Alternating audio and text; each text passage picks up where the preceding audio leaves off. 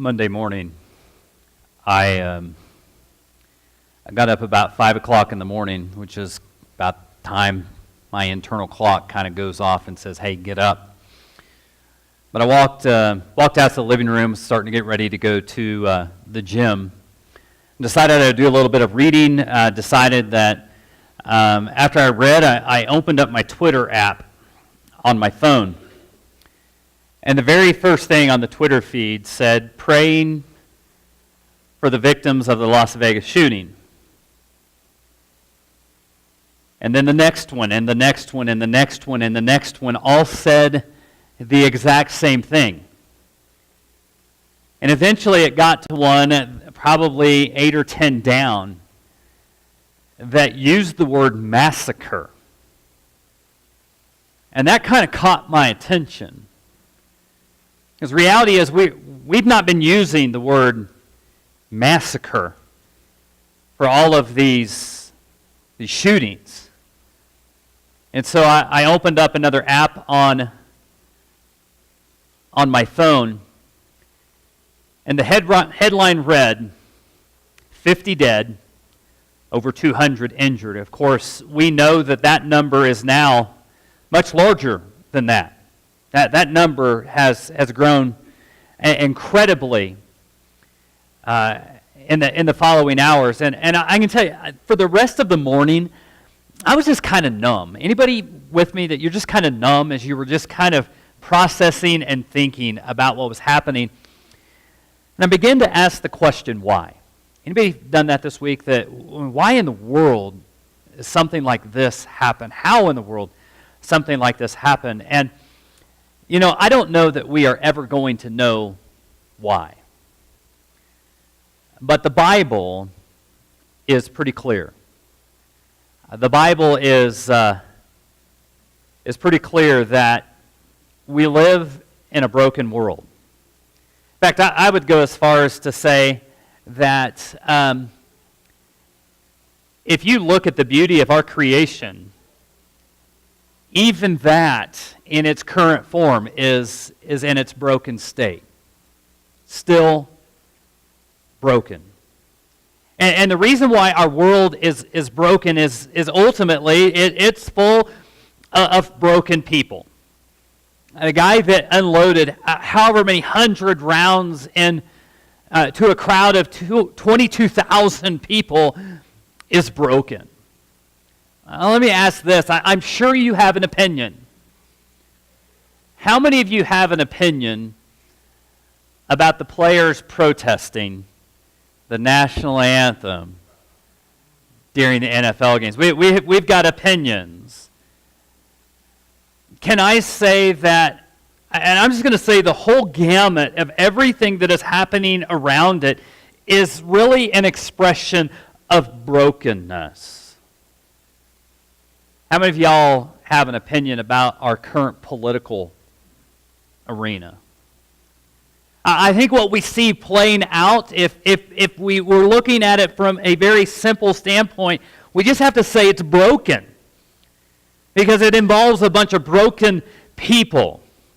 And that guy at work that you just can't stand. Everybody's got that guy at work, right? Unless you work by yourself. That guy that just irritates the ever-loving fire out of you is broken. And the people that you go to small group with are broken. And the people to your left and the people to your right and the people in front of you and the people behind you today are broken. And the person that you share your dining room table with is broken. Your children, your parents are broken. That person you see when you look in the mirror, or that person you see when you take your selfie, is broken. Guy sitting up here today is broken. And I think if we were all honest, we all sometimes struggle with whether we believe God wants anything to do with our brokenness. Does God want anything to do with my sin? Does he want anything to do with my doubt? Does he want anything to do with this absolute brokenness that's going on inside of me? This fall, we're going to be continuing our study in the life of David. Right now, we're in a series we're calling David the Warrior. Next week, we'll kind of shift and look at David's life as king. And it kind of represents two different lives that David had in many ways. But as David was a warrior, and as he was in this time between shepherd and in between the time of king, there's this brokenness that happens in the life of David. In fact, as you read many of the Psalms, you find this brokenness. But one of the realities that we see is David's physical place. Now, we're going to be in 1 Samuel chapter 22 here today, and on the screen is actually a page number. That's the page number of the Bibles that are in the seats in front of you. And let me just say this, those Bibles are there for you. And if you would like to take that Bible with you and have it as your very own Bible, you are more than welcome to do that. But if you also, page number is a way for you to find it better, we want to give you that as well.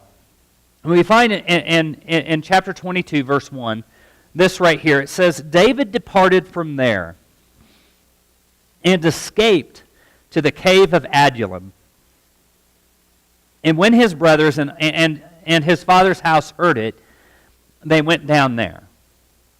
David is in the caves because he is running from Saul. He is seeking to protect his own life. And that tells us about the physical condition of David, but it doesn't talk about the spiritual condition. We find about the spiritual condition in Psalm 142. In Psalm 142 it says this, with my voice I cry out to the Lord. With my voice I plead for mercy to the Lord. I pour out my complaint before him. I tell my trouble before him. You see the absolute anguish that David is going through. You get on down to verses 6 and 7. It says, attend to my cry, for I am brought very low. Deliver me from my persecutors, for they are too strong for me. Bring me out of prison, that I may give thanks to your name. The righteous will surround me, for you will deal bountifully with me. So David is in the caves, but in a spiritual sense, he's in a prison. He's feeling very oppressed. And this very much is a time of brokenness in his life. And so what does God do with David's brokenness? What does he do when David is at his lowest point, probably in his life up to this moment? God sends him broken people. Notice verse 2. Verse 2 says, and everyone who was in distress, and everyone who was in debt, and everyone who was bitter in soul gathered to him, and he became captain over them. And there with him, and there were with him about 400 men. So David is broken, and God sends David a bunch more broken people. Way to go, God. David is dealing with this prison that he is in spiritually, and God just piles on a bunch of other people. In fact, there's 3 words that identify these people. It talks about distress. Distress is pressure. It's stress. Have you ever been under pressure? Ever felt stress like the weight of the world is on your shoulders? That's where these folks were. These 400 people come out. They're also in debt. They're in debt. There's simply not enough money to go around. They're financially strapped. They can't pay their bills. Really what's happening here is exactly what God said would happen if they got a king. He said, fine, I'll give you a king, but know that you're going to be taxed, and they're going to take your land, and they're going to take your sons to be soldiers, and your daughters to be maidservants. This is going to happen. So the debt that God said they were going to have happened. And it wasn't just debt. It wasn't just pressure. It was a bitterness of soul. And really what this means here is they've been mistreated, and they're dealing with that attitude and that heart that happens when they're persecuted. And so these people come out. They come out from all different places because they hear that David is in the cave. But in the caves, something happens. This distraught man becomes a general, and these distraught 400 become an army. In fact, they don't just become an army, they become an elite fighting force. Saul had his thousands, David had his hundreds, yet these hundreds did mighty things for God. When a community came under attack and the Philistines came and robbed all of the grain from the people within this little town, David and his mighty men, not Saul and his thousands, David and his hundreds, went after the Philistine army. They defeated the army and brought the grain back to the camp or to the community. When it was time to shear sheep or it was time to harvest, David's mighty men served as homeland security so that these farmers and these ranchers and these shepherds could go about their daily lives, that they could go about making money and supporting their families in safety because they were protected by David and his men. Go 40 years into the future. Go 40 years into the future and something remarkable happens. David is just about ready to call it quits. He's at the end of his life. He's winding down his kingship. And in 2 Samuel chapter 23, we find a little bit David's final words. But after David's final words, we have a report.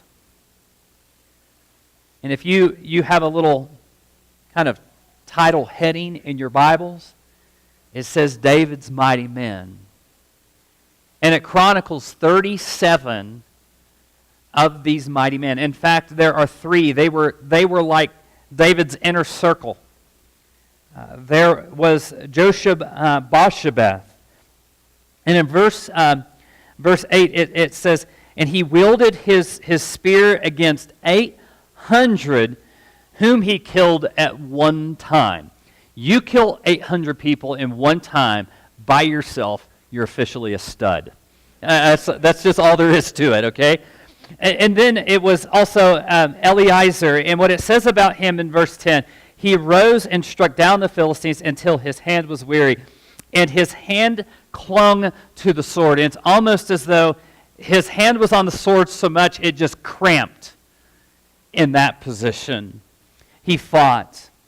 And the Lord brought great victory that day. And next to him was Shammah. And Shammah, it says of him in verse 12, but he took his stand in the midst of the plot and defended it and struck down the Philistines. And the Lord worked a great victory. We find out a little bit about these men because of a particular battle that they tell us about. We don't know exactly when this was. But in verse 13 it says, and 3 of the 30 chief men went down and came out about harvest time to David at the cave of Adullam, when the band of the Philistines was encamped in the valley of Rephaim. David was then in the stronghold, and the garrison of the Philistines was then at Bethlehem. And David said longingly, "Oh, that someone would give me water to drink from the well of Bethlehem that is by the gate." That's home water. Do you know what home water is like? Home water is the best water on the face of the planet. When I used to run out in the country and there was row irrigation, home water is the coldest, most fresh, clean-tasting water ever. We just go out and cup our hands. So if you ever want to bring back water from row irrigation in Kansas, I'd be okay with that. But it says that David, he wanted that. In verse 16, it says, then the 3 mighty men broke through the camp of the Philistines and drew water out of the well at Bethlehem that was by the gate and carried and brought it to David, but he would not drink it. He poured it out to the Lord. And he said, far be it from me, O Lord, that I should do this. Shall I drink the blood of the men who went at the risk of their own lives? Therefore David would not drink it. These were the things the mighty men did.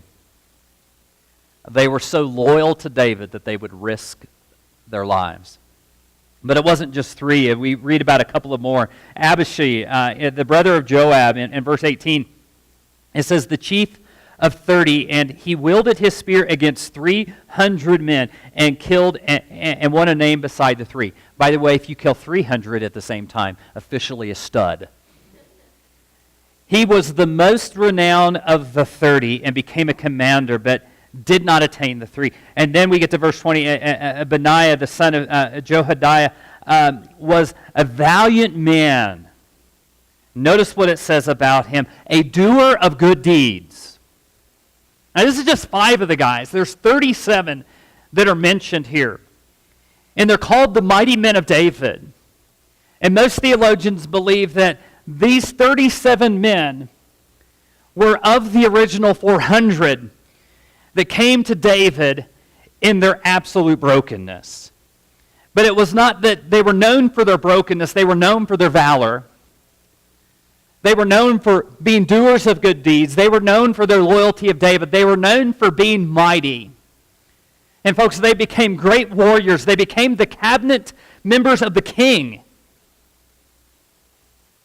Yet it didn't start with a great school. It didn't start with the right pedigree. It didn't start with greatness. What it started with is absolute brokenness before God.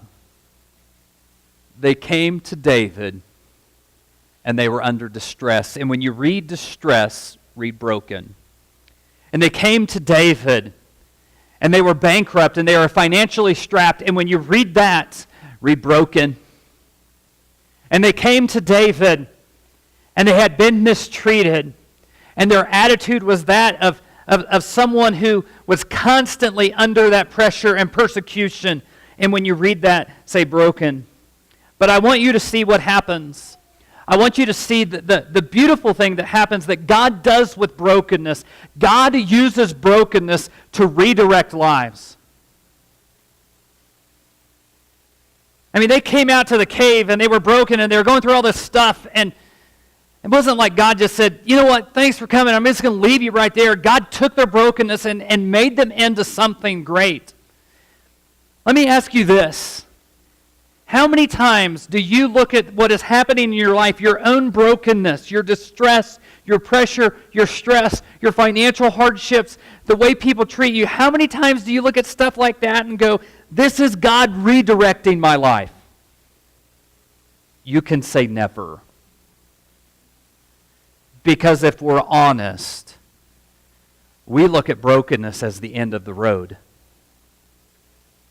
We look at brokenness as if something is wrong and I might as well just stop here. Brokenness is where Daffy Duck moments happen. You know what a Daffy Duck moment is? Kill me now, right?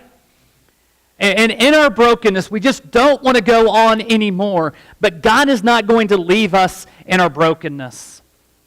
You see, one of the beautiful things is God redirects our lives in brokenness. And here's something I want you to see. In brokenness, God gave them a new identity. When we first meet them, the only thing that we know about them is that they're under distress. The only thing we know is they're financially strapped. The only thing that we know is that wholeheartedly they've been mistreated. That's all we know. We don't know their names.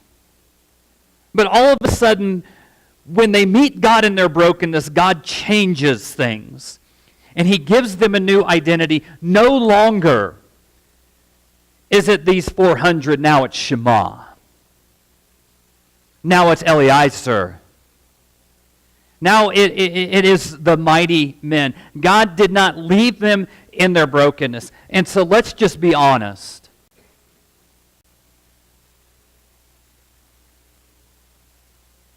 I think that too many times we are content to have our identity be found in our brokenness. Jim and I talked about this a couple of months ago, and he mentioned this in a sermon, and I think it's worth repeating. Too many times we say things like, I'm just an angry man. I'm just bitter. I'm just a horrible husband. I'm just a horrible wife. I'm an adulterer. I'm an addict. I'm a homosexual. I'm a liar. I'm an alcoholic. I'm a gossip. I'm a doubter. And that's the name that we give ourselves. But folks, let's be honest that in Jesus we are given a new identity. It tells us that if anyone is in Christ, he is a new creation. The old is gone and the new has come. We've been given a new name. That new name is not founded in our brokenness. That new name is founded in the person of Jesus Christ. In fact, what it means to be called a Christian is little Christ. Your identity in Jesus is now being part of the largest family on the face of the planet. When you come together today and take of the Lord's Supper, you will be sharing a meal with a family. That it will not be with a family of Valley View Christian Church. It will be family of the largest family throughout the planet. That today, all of your family members are sharing in the same meal and welcome at the same table. That's the new identity. But we are also not just given a new identity, we're also given a purpose in the midst of our brokenness. Let's just be honest. When these guys came to David, they weren't looking for a purpose. They weren't looking for anything other than an escape hatch. They just wanted to leave their problems. They just wanted to make sure that their problems were a thing of the past and they could avoid the realities of life. But here's the beautiful thing. God didn't leave them in their brokenness. They met another broken man, and God said to that broken man, lead them. And so as a warrior, he trained them how to be warriors. He taught some of them how to handle a sword. And he taught some of them how to shoot a bow. And he taught some of them how to handle a spear. And he taught some of them how to use a sling. And by previous reports, he was pretty good with that thing. And they became an army. But here's the critical thing here, folks. Here's the critical element that we have to understand. They only lived out their purpose when they left the cave. They only did become these great mighty men of God and mighty men of David when they left the cave. Here's the reality, folks. This is not a story of David and the cave dwellers. This is a story of David and his mighty men.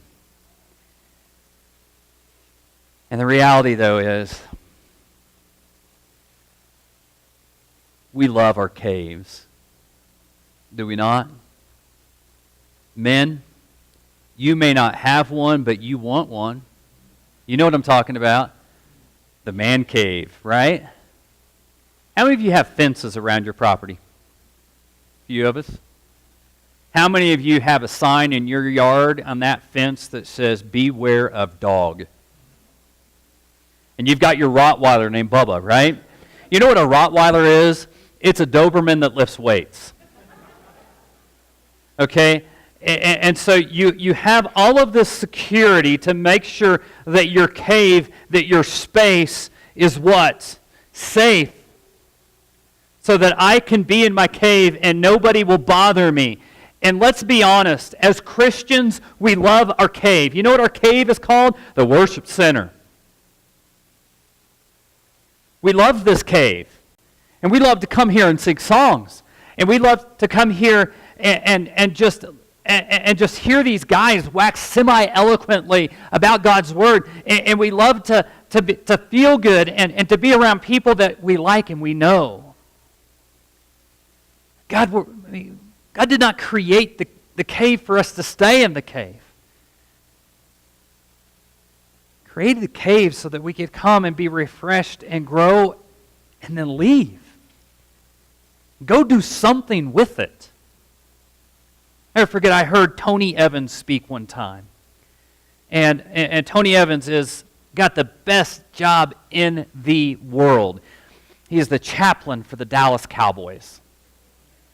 But one of the things that Tony Evans says is people don't go to football games to watch huddles. They go to football games to see if huddles make any difference whatsoever. And the world is not looking at us going, wow, their parking lot is great. They're not looking at us saying your building is so wonderful. They're not coming in here going, I love the way you did this. You know what they really want to know? Is what you do in a cave really matter out there? We're not intended to stay in here. We're not intended to stay in the cave. In fact, here's my bottom line here for today. And folks, this is what we all need to understand. The church needs mighty men and women, not cave dwellers. We love our caves. We love to cloister together as Christians. We need people who will leave the cave. In fact, I want to share with you something, and this is just a glance. This is just a picture of what things I think really look like in our church. Some of our staff have kind of done some statistics and kind of put some things together. On a given month, there are 350-ish ministry roles that people fill in the church. Now, that's pretty significant. And what's even interesting about that is when you put all the children and different things like that together, we have like 1,200 people who float through here in a given month. So it takes 350 ministry roles to serve all of these people and help them grow in Jesus and help us reach the lost. Now here's the kicker. Of those ministry roles, there are 235 people that serve in those 350 areas. So, you know what that means? We got some folks playing double and triple duty.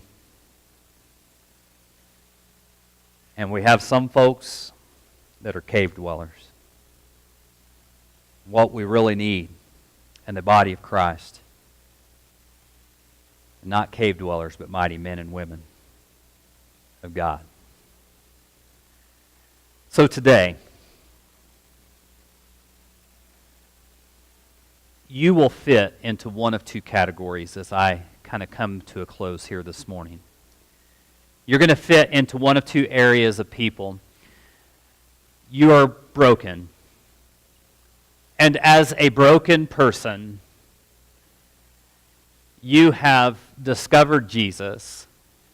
You have investigated Jesus. And you have said, I choose to follow Jesus. You've confessed Him with your mouth. You believe in your heart. And you've been washed in the waters of baptism. You are working out your salvation with fear and trembling. And that's one area. That's one type of person that you might be today. The other type of person is this. You're broken, but you're here. You're broken and you're here, and you're not yet sure what you want to do with Jesus. You're not yet sure what you're supposed to do, and you're really not sure what you want to do. So you're just kind of investigating Jesus to see if He can do anything with your brokenness. And you might have been here for 5 years or 10 years or 15 years, or this might even just be your first Sunday. But the reality is you've yet to say yes to Jesus. You know, what we call this in the church is dating Jesus. You know what dating Jesus is? You know how that conversation is, do you like Jesus? Yeah, I like Him. Well, do you like Him? Well, I'm not sure if I really like Him. You're kind of in that in-between stage where you're not committing, but you're not fully committing. And so no matter where you are here today, I just want to give you two very simple next steps. If you're a Christian here today, and you've not yet done this, I'm just going to say this. Leave the cave. No longer be a cave dweller, but leave the cave. In other words, become a ministry partner in the kingdom of God. And if you would like to serve in a ministry here, there's a couple of ways that you can do that. You can take that little white card that's in the seat in front of you, and you can fill that out. And one of our staff members, one of our volunteers will call and get in touch with you. Also, one of the things that you can do is you can take out your phone, and you can take out your phone right now. And there's a number up here, 505-544-4111. And you can simply text partner with that to that number, and somebody will call you. Somebody will get a hold of you and partner with you and walk beside you and help you find a place to be a mighty man or woman of God in the church. But there's a second category. And if you've yet to really kind of say yes to Jesus, and you're still investigating, you're not sure about God, you're not sure about church, you're not sure about all of this Christianity stuff, let me just say this: lean in. And what I mean by lean in is that when you kind of reach that moment where you're not really sure what to do, you have two options. You can lean in or you can lean away. So I want to challenge you to lean in. I want to challenge you to lean in and listen. I want to challenge you to lean in and ask questions. I want to challenge you to seek somebody out and say, I'm really not sure what I'm supposed to do with this. So if you have questions about God, you have questions about Jesus, you have questions about Christianity, or maybe you're at that spot right now where you say, yeah, I'm ready to say yes to Jesus. Lean in. A great way to do that is, again, either through your card or during our communion time. There's going to be some folks in the back who would love to pray with you, talk with you. Or you can simply text next to that number, and somebody will follow up with you, and we will walk beside you no matter where you are in your journey with Jesus. But lean in. To talk about leaning in, I want to share a story. A very personal story. It was 1990. I just graduated high school. And I had grown up in a little town called Buckland, Kansas. I was born there. I was raised there, went to school there, went to church there. Pretty much everybody I knew in life was from there. And I was the baby of the family, so my parents, because there was nothing there for them, they decided to leave my hometown and go someplace else after I graduated. So they moved to Abilene, Texas. And I moved down to Abilene with them, and I didn't know a soul. Found a job. It was a good job. Worked hard. Eventually enrolled into junior college. And it was at that kind of time, because work was kind of winding down and different things, I realized how incredibly shy, how incredibly introverted I was. Going to church was painful. Absolutely painful. Going to class was painful. And I eventually, it was around the 1st of October, I called my brother. And I was bawling. And it was really a state, that's probably the most broken I'd ever been in my life. And I told him, listen, I'm in a bad place. I was self-medicating with alcohol, pornography, you name it. And I said, I'm going to move back to Kansas.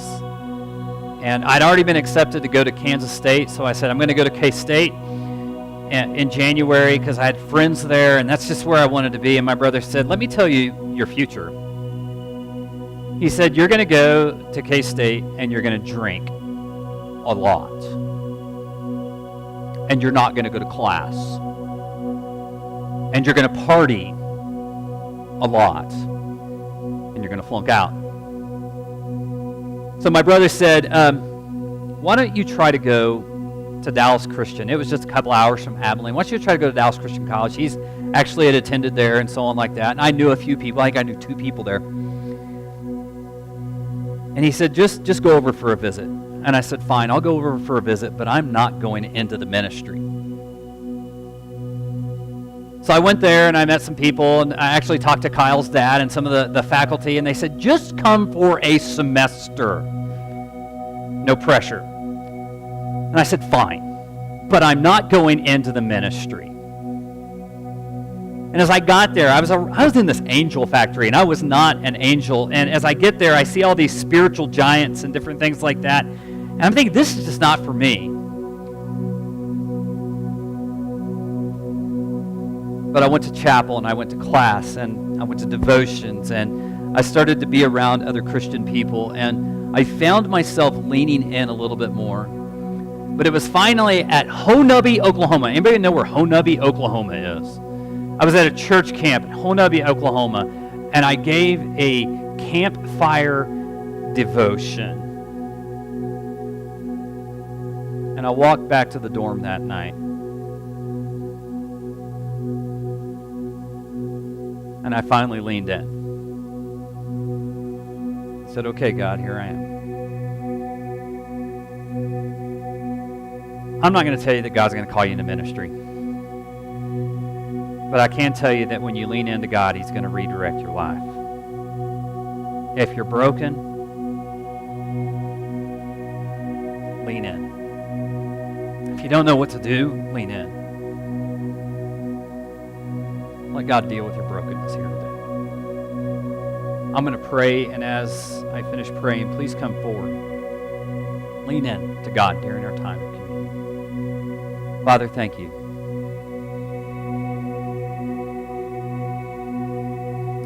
Father, I thank you for brokenness. I thank you that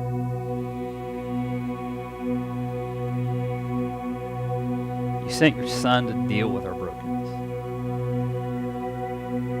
Pray all this in Jesus' name.